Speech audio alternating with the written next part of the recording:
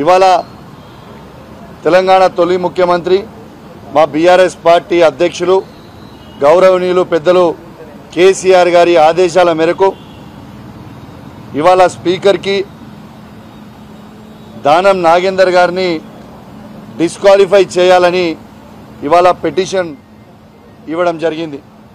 ఇవాళ మా బీఆర్ఎస్ పార్టీలో గెలిచి ఇలా కాంగ్రెస్ పార్టీ కనువగప్పుకొని చేరినందుకు ఖచ్చితంగా ఇవాళ దానం నాగేందర్ గారిని డిస్క్వాలిఫై చేయాలని ఇలా మేము బీఆర్ఎస్ పార్టీ పక్షాన మేము నలుగురం శాసనసభ్యులము ఇవాళ పోయి ఇవాళ లక్ష్మారెడ్డి గారు, ముఠగోపాల్ గారు, కాలేరు వెంకటేశ్వర్ గారు మేమందరం పోయి ఇవాళ పిటిషన్ ఇవ్వడం జరిగింది.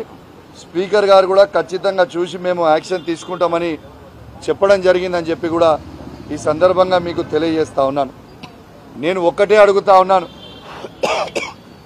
ఈ తెలంగాణ రాష్ట్ర ముఖ్యమంత్రి గారు రేవంత్ రెడ్డి గారు ప్రతిపక్ష నాయకుడు ఉన్నప్పుడు, పిసిసి ప్రెసిడెంట్గా ఉన్నప్పుడు ఏమని చెప్పింది నేనంటే ఆయన అన్న మాటలు మీకు చెప్తా ఉన్నాను. ఒక పార్టీలో గెలిచి ఒక పార్టీలో చేరినోని రాళ్లతోని కొట్టి చంపాలన్నాడు. మరి ఇవాళ ఈ మాట నేనంటలేను, ఇది రేవంత్ రెడ్డి గారు అన్నదే మీకు గుర్తు చేస్తా ఉన్నాను. మరి ఇవాళ రాళ్లతోని కొట్టి చంపుతారా? మరి ఇవాళ ఏం చెప్తారు? యావత్ తెలంగాణ ప్రజలకి జవాబు ఏం చెప్తారని చెప్పి నేను అడుగుతా ఉన్నాను. ఇలా నేను ఒక్కటే అడుగుతా ఉన్నా, దీంతో పాటు ఇవాళ దానం నాగేందర్ గారిని మీరు ఏమన్నారు? పంజగుట్ట బార్కాడ బీడీలు అమ్ముకునేటోని అని అన్నారు. మరి ఆ బీడీలు అమ్ముకునేటోని ఎందుకు కొనుక్కున్నావు అని చెప్పి నేను అడుగుతా ఉన్నాను. మేము ఖచ్చితంగా చెప్తా ఉన్నాం, బీఆర్ఎస్ పార్టీ బీఫామ్ మీద గెలిచి వదిలిపెట్టి పోయిన నాగేందర్ గారిని 101% ఇలా ఎమ్మెల్యేగా డిస్క్వాలిఫై కాబోతా ఉన్నారు. చాలామంది అనుకుంటుండొచ్చు, అరే ఇది ఇప్పుడు కాదు, టైం పడుతుంది కదా, ఇది చేయవచ్చు కదా అని. అట్లా లేదు.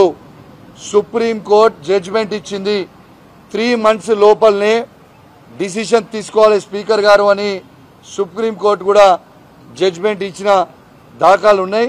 ఖచ్చితంగా 3 months లోపలనే దానం నాగేందర్ గారు డిస్క్వాలిఫై కాబోతా ఉన్నారని చెప్పి ఈ సందర్భంగా తెలియజేస్తా ఉన్నాను. రేవంత్ రెడ్డి గారిని చూస్తున్నా బాగా నవ్వుతున్నాడు. అలా జాయిన్ చేసుకున్నప్పుడు నువ్వు కొట్టినావు, మేము తీసుకున్నాం. మేము కొట్టినప్పుడు నువ్వు లేవకుండా కూడా అవుతావని చెప్పి సందర్భంగా నీకు కూడా తెలియజేస్తా ఉన్నాం.